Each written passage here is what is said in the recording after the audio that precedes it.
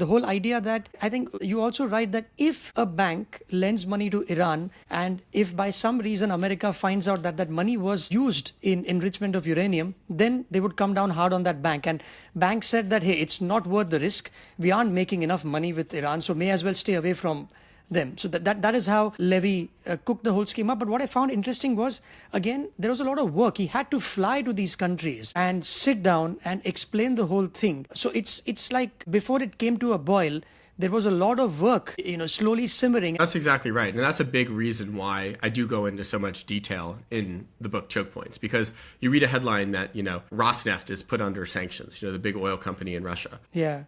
But that in and of itself, that's just one step, right? In order to make that impactful, you actually need to show up in these other countries, right? In the case of Rosneft, this is of interest to India because, there's, with the purchases of Russian oil, if you're going to make that real, you need U.S. officials to be doing backroom diplomacy, not just with the Indian government, but with Indian oil refineries and banks who might be exposed to these sanctions. So, I can speak from my own personal experience.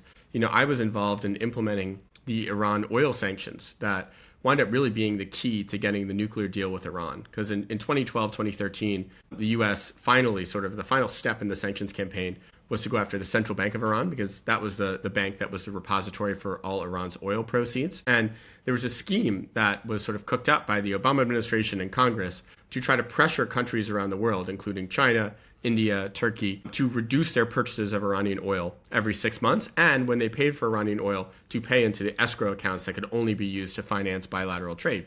Well, in order to do that, it wasn't enough just for us to write this policy in Washington and put it out.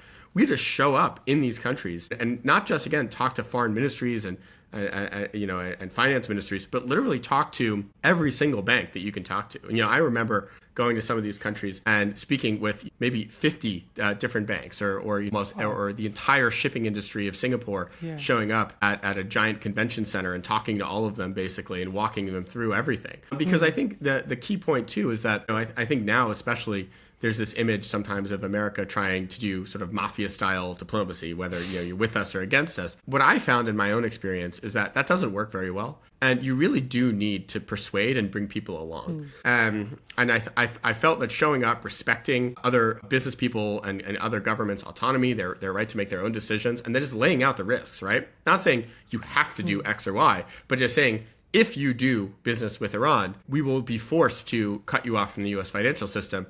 You then allow the refinery or the bank to make their own sort of risk-based decision and decide whether they want to take that risk or not.